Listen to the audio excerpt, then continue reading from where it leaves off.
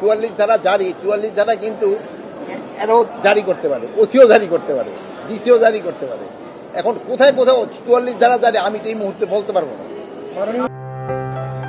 আমার আজকে আসার উদ্দেশ্য ছিল যে আমি বহুদিন যাবতেই বিদেশে যাইনি, সিস্টেমটা জানার জন্য। আমি মনে হয় 2011 সালের পর আর এই ক্রস করা হয় নাই। এই জন্য কীভাবে ইমিগ্রেশনটা হয়, কিভাবে হয়, যেহেতু অনেক উন্নতি হয়েছে আগের থেকে, এগুলি একটু দেখার জন্য আসা হয়েছে। তা আমি দেখে গেলাম এটা আগের থেকে অনেক উন্নতি হয়েছে এবং এই যে উন্নতির ধারাটা যেন অব্যাহত থাকে, এটি আসার উদ্দেশ্য ছিল। মাননীয় স্বরাষ্ট্র উপদেষ্টা, আপনি তো আসলেন। সম্প্রতি সাবেক রাষ্ট্রপতি আব্দুল হামিদ, তিনি একজন মামলার আসামি, তিনি বিদেশ ছেড়েছেন এবং যার বিদেশ ছাড়ার কারণে ছাত্র জনতা ক্ষোভে ফেসে উঠেছে।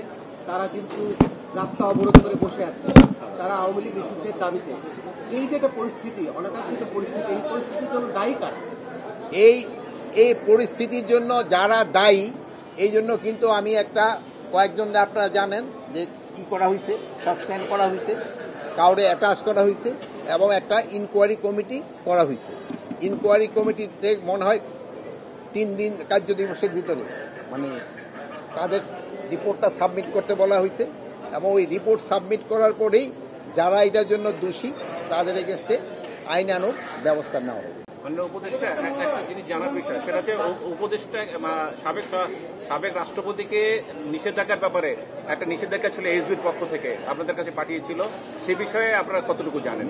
আমাদের কাছে এরকম কোনো নিষেধাজ্ঞা পাঠাইছে কিনা আমি জানি না। এটা বিভিন্ন মিডিয়া ছাপা হয়েছে। বিভিন্ন মিডিয়ায় তো অনেক সময় ভাই আপনি অনেক কথা একটা শুনেন, অনেক কথা বলে, কিন্তু আমার কাছে এই ব্যাপারে কোনো কিছু নাই। আপনি যেহেতু বললেন আমি আবার ইনভেস্টিগেশন করে দেব। কেশবগড় থেকে এসপি অফিস থেকে যদি স্বরাষ্ট্র মন্ত্রণালয়ে কোনো কাগজ পাঠাইছে আমার জানা নাই।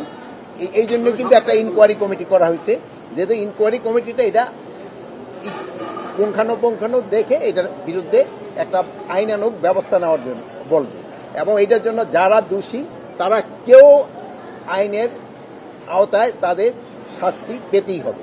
ইন্টারপোলের মাধ্যমে শেখ হাসিনাকে ফেরত আনার কথা বলা হচ্ছিল। এখন যে পরিস্থিতি আছে, একটা যুদ্ধ অবস্থা ভারত পাকিস্তান, এই সময় কি আনার প্রক্রিয়াটা আপনারা জোরদার করবেন কিনা? এটার জন্য তো প্রক্রিয়া সবসময় জারি আছে। আপনারা জানেন তো ইন্টারপোলের আচ্ছা ঠিক আছে, যেহেতু উনি তো সাইডে, এই জন্য যে ইন্টারপোলের মাধ্যমে আমরা তো চেষ্টা করতেছি। অনেক তো জানেন যে এইটা তো ইন্টারপোল তো আর আমার কথার সাথে সাথে তো কাজ করবে না। আমি হয়তো মহিদুল্লাহ যদি সাথে সাথে বলি কাজ হবে, কিন্তু ওইটা তো আর আমার আন্ডারে না।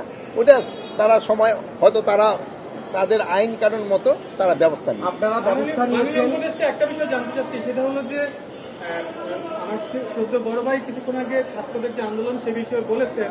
একটি বিষয় জানতে চাই যে আপনাদের পুলিশের পক্ষ থেকে প্রধান উপদেষ্টার বাসভবনের সামনে 144 ধারা জারি করা হয়েছিল, সেটা কি এখন পর্যন্ত বলবৎ আছে কিনা?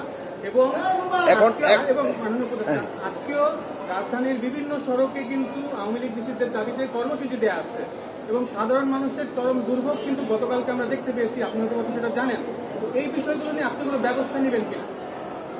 সাধারণ মানুষের যেন দুর্ভোগ না হয় এই জন্য কিন্তু আপনারও ব্যবস্থা করতে, সবাই কিন্তু আপনারও সচেতন করতে পারেন। সবারই দাবি দেওয়াটা যদি রাস্তা ছেড়ে এমন জায়গায় করে যেখানে জনগণের ভোগান্তি না হয়, ওই জায়গায় করতে পারলে সবচেয়ে ভালো। এই ব্যাপারে সবচেয়ে বেশি আপনারা আমাদের সাহায্য করতে পারেন। আপনারা যদি জনগণকে সচেতন করেন এবং যারা তাদের দাবি দেওয়াগুলি আমি অযৌক্তিক কারো বলবো না, তারপর যদি যৌক্তিক দাবি থাকে প্রপার জায়গায় করলে সবচেয়ে ভালো। এখন দেখছেন যে তারা কিন্তু প্রথমে এক জায়গায় যেখানে বলার পরে তারা কিন্তু শিফট করে গেছে অন্য জায়গায়। এখন ওই জায়গায় তো কিছুটা জনভোগান্তি হচ্ছে, তারপরে ওনারা কিন্তু ওই অ্যাম্বুলেন্স এবং গাড়ি ছাড়ি যাওয়ার জন্য কিন্তু এরা সুযোগ করে দিচ্ছে। এখন কোথায়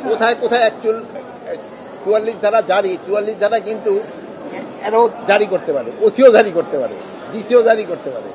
এখন কোথায় 44 ধারা জারি আমি তো এই মুহূর্তে বলতে পারবো না।